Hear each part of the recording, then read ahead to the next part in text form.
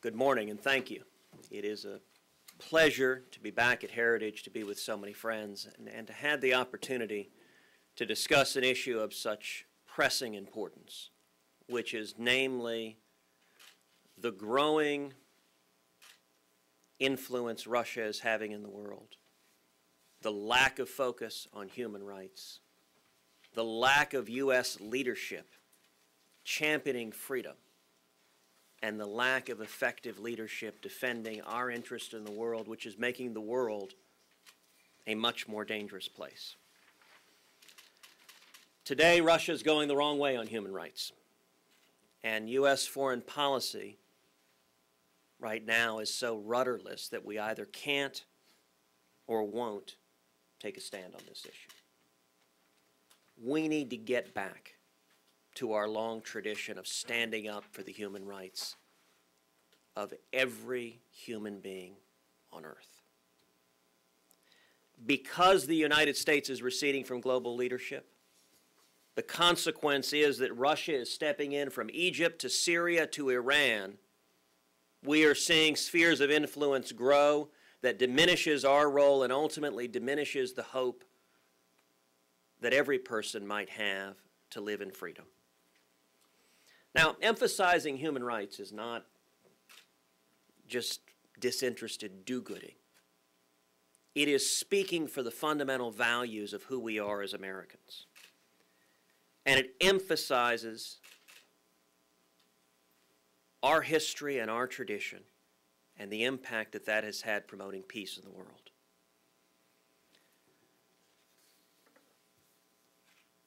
You know, the best model, I think, for how to deal with Russia is a model we saw of President Ronald Reagan.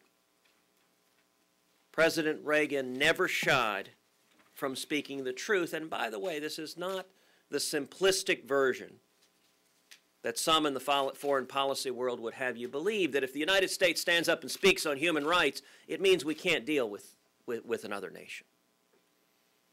President Reagan established a personal relationship with Mikhail Gorbachev, sat down over and over again bargaining to protect U.S. national security, ultimately setting the foundation to end the Cold War, and he did it throughout while speaking up for human rights. For example, Ronald Reagan, when he signed Human Rights Day proclamation on December 10th, 1986. Here's what President Reagan said at that time. We're honored this morning to have with us Mr. Yuri Orlov and Mr. Natan Sharansky, who, along with other brave individuals, people of extraordinary moral courage, have suffered. Many are even now in labor camps or Siberian exile for the ideals that we proclaim today. The United States intends to hold the Soviet Union to the human rights commitments it made at Helsinki. The Soviet government, despite a few gestures this year, gestures that reflect posturing rather than flexibility, continues its systematic violation of human rights, the restriction of immigration, the suppression of dissent, the lengthy separation of families and spouses, the continued imprisonment of religious activists in Ukraine and throughout the Soviet Union are the orders of the day. These realities remain unacceptable, and we will continue to do our utmost to press for change and to bring our moral and diplomatic weight to bear on behalf of those brave souls who speak out within the Soviet bloc. Can you imagine the current President of the United States speaking like that? What a sad statement that it's almost impossible to imagine that clarity of force, that voice for freedom and for human rights coming from the current administration. We need to get back to the voice that America has been. You know, Sharansky describes how the prisoners in the gulags would pass from cell to cell notes. Did you hear what President Reagan said? Did you hear what he said? He called the Soviet Union an evil empire. He said Marxism-Leninism would end up on the ash heap of history. He went to the Brandenburg Gate. He stood in front of the world and said, Mr. Gorbachev, tear down this wall. American leadership and unambiguous advocacy of human rights and freedom penetrates the darkness of oppression. And we need to get back to it. We seem to have forgotten that tradition. And human rights abuses plummeted initially with the fall of the Soviet Union. But the price for such rapid liberalization was the constant threat of political chaos. Under Vladimir Putin, political stability has been achieved at the cost of human rights. Particularly after his re-election, Putin has been increasingly autocratic in terms of human rights.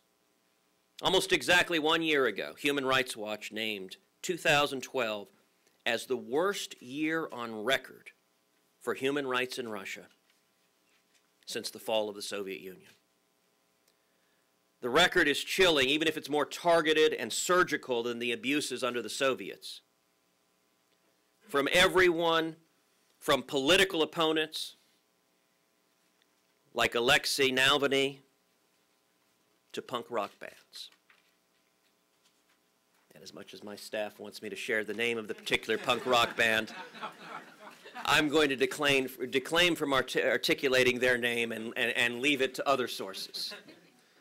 But it says something that the government of Russia views the persecution of punk rock bands as within its purview and perfectly appropriate. Now, Putin's apparent moderation coming up to the Sochi Olympics with the, quote, early release of some of those imprisoned, including the punk rock band in question. Were both done by decree rather than actually reform of the legal system. And if you can release someone by arbitrary decree, you can pick them up by arbitrary decree the next day.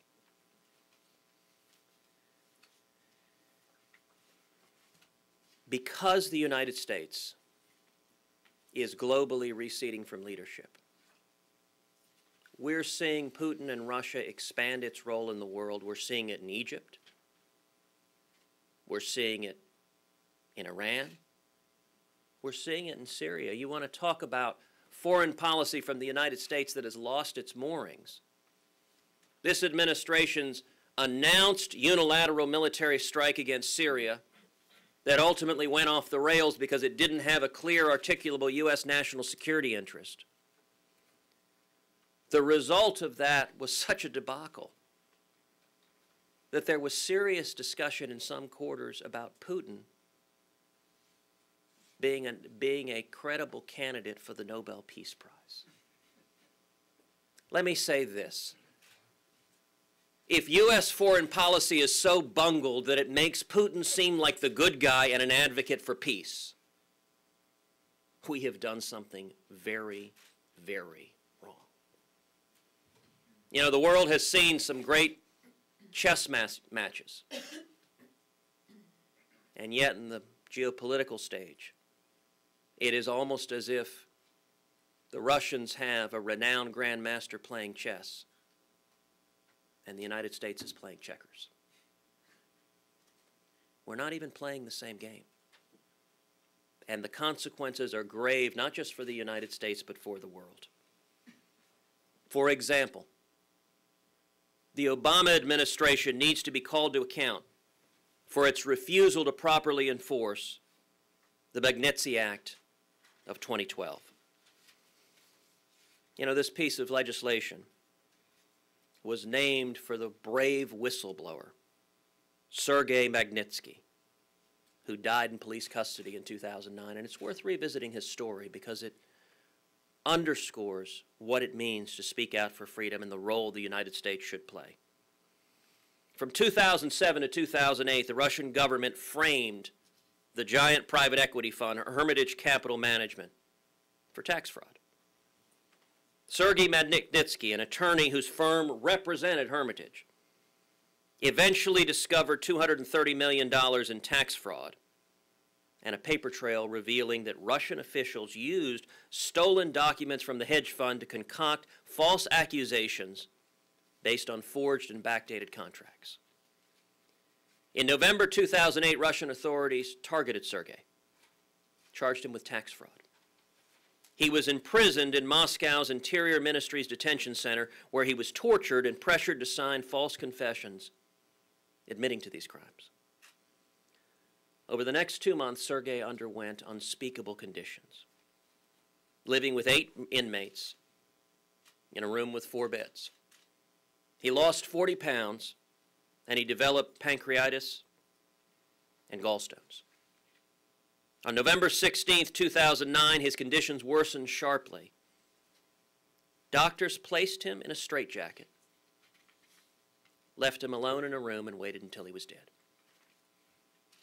In December of 2012, the United States passed the Magnitsky Act, committing to a blacklist of Russian officials who have committed fraud or other abuses, as well as those that contributed directly to the death of Sergei Magnitsky.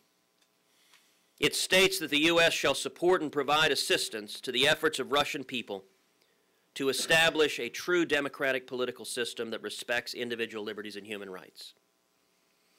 The Magnitsky Act was called by David Kramer, the president of Freedom House, the most significant human rights legislation about Russia since the end of the Cold War. But inexplicably, the Obama administration has failed and indeed openly refused to comply with this act by listing the relevant human rights abusers. Last April, they sanctioned 19 individuals directly implicated in the death of Mr. Magnitsky, and they promised an additional list of names of those guilty by the December 20th deadline.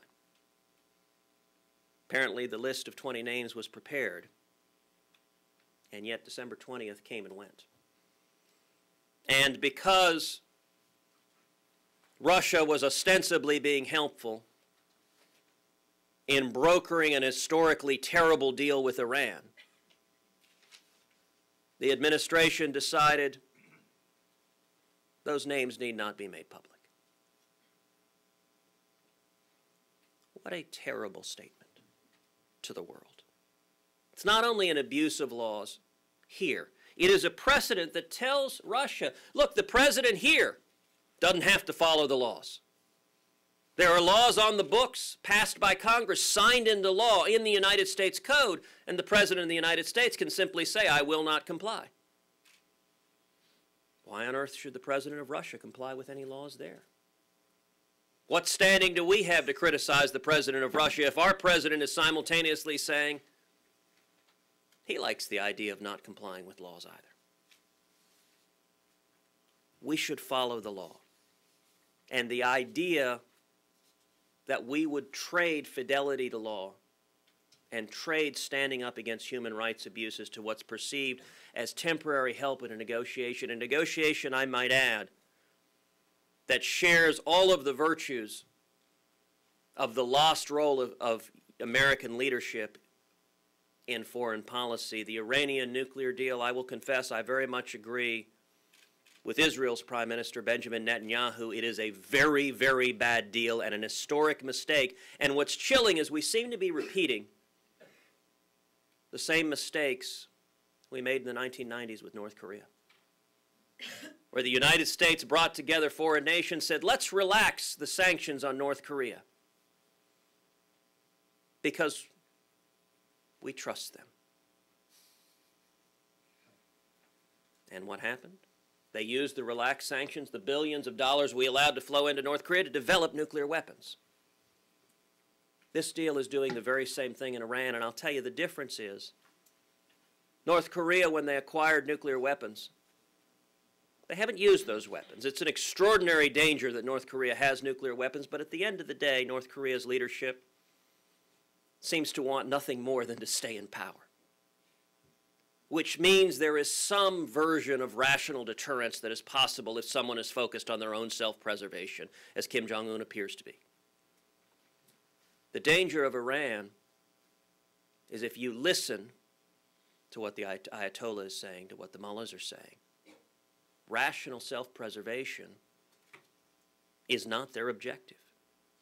If Iran acquires a nuclear weapon, the odds are unacceptably high that that weapon will not be simply stockpiled, but it'll be detonated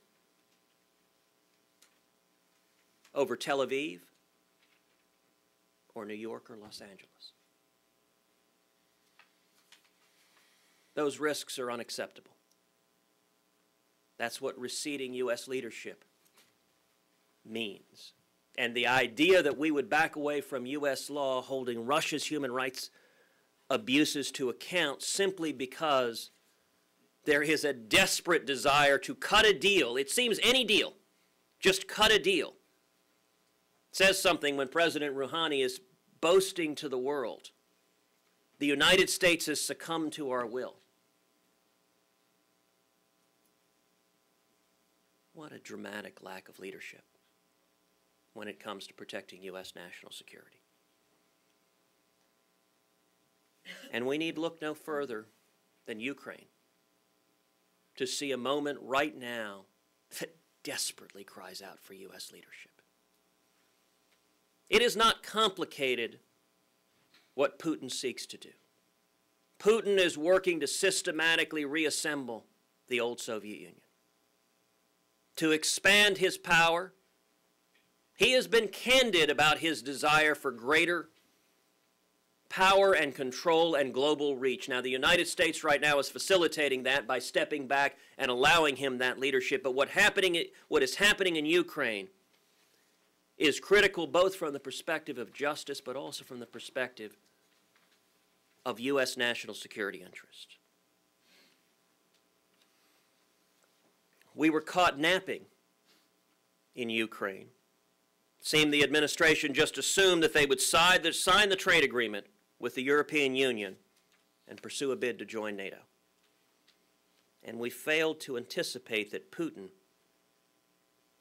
trying to rebuild the old Soviet Union, would swoop in. President Yanukovych has taken more from Putin than money.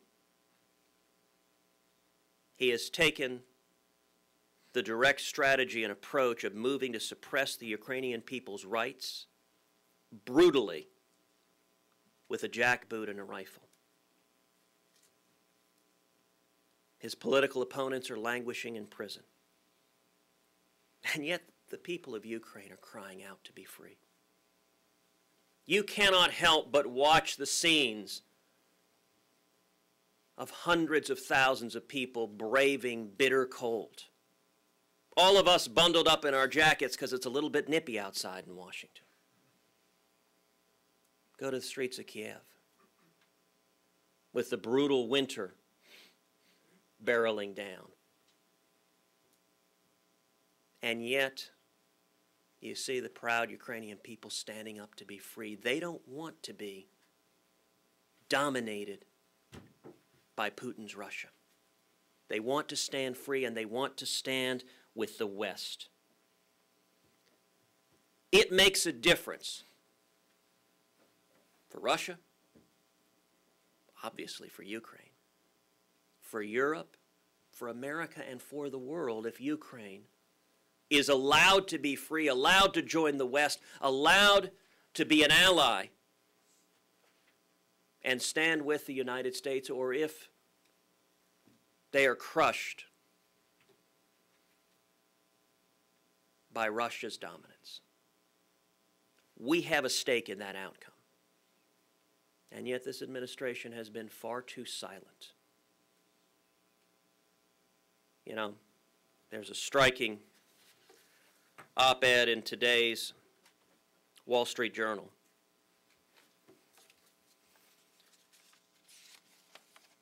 By the former president of Georgia, Mikhail Saakashvili, where he describes one Ukrainian protester beaten, stripped down naked, and made to stand in the freezing cold. And yet what is incredible is what he describes is that Ukrainian protester standing unbowed, freezing, beaten, bleeding, and yet unbound. Those are the stories of human perseverance in the face of evil that won the Cold War. And the United States needs to be making absolutely clear that we stand with those who are protesting for freedom. We should consider both short-term and long-term steps right now to impact what's happening in Ukraine, including, number one, a free trade zone, possibly including other states such as Georgia, Latvia, Moldova, and Estonia, which could have an enormous economic impact, particularly in conjunction with the free trade deal the European Union has been discussing. The United States could and should extend immediate free trade to the people of Ukraine right now, to demonstrate the West wants you to stand with us and not be subject to dominance by Russia. And in particular, one of the great weapons of blackmail that Russia uses over Ukraine is natural gas. The United States should act vigorously to counteract that, to insulate them from that blackmail. And in particular, we should share the expertise of American companies right now to assist in the development of Ukraine's domestic shale gas reserves. We should assist with the construction of liquid natural gas import infrastructure so that Ukraine is not dependent on Russia with the ability to cut off the gas and cut off their lifeline. And we should move forward immediately to allowing LNG exports from the United States to Ukraine as the infrastructure is put in place so that Ukraine is no longer dependent on Russia, but that we can help provide the resources in the free market to the Ukrainian people so that they can stand on their own and limit the growing reach and expanse of Putin. What I want to say in conclusion is we have nothing to gain by ceding our principles, by abandoning what we believe, and giving in to Putin and Russia. Several months ago, I had the opportunity to interview two Cuban dissidents, Guillermo Fariñas and Elizardo Sanchez, who are brave dissidents who have spoken up against the brutal oppression that is communist Cuba.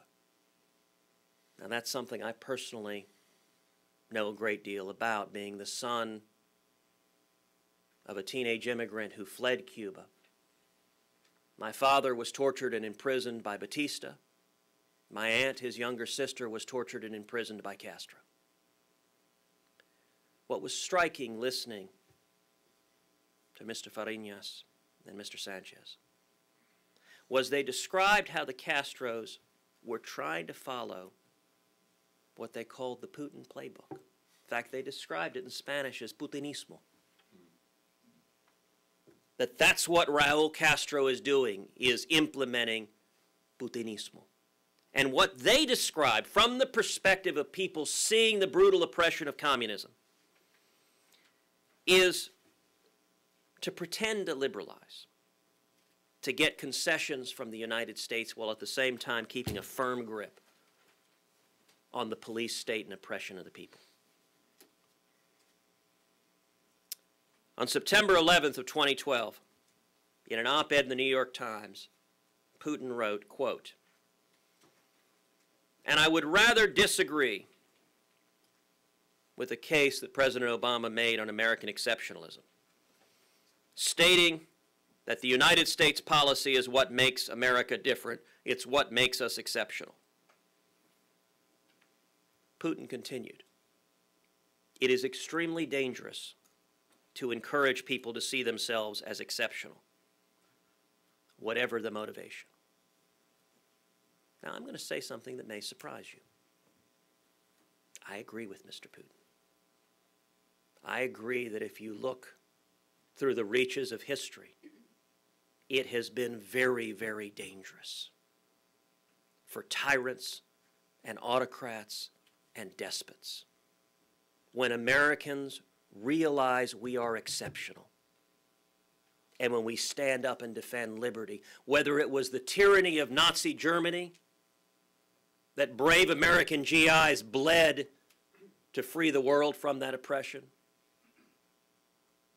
or whether it was the grotesque evil that was Soviet communism, whose gulags murdered millions. And once again, the American people, particularly under the leadership of President Ronald Reagan, stood up, embraced American exceptionalism, and said, we are a nation that recognizes every heart yearns to breathe free. American exceptionalism has caused tyrants to tumble. And so Mr. Putin is right to be nervous about American exceptionalism. And I very much hope President Obama doesn't follow Mr. Putin's advice. Thank you.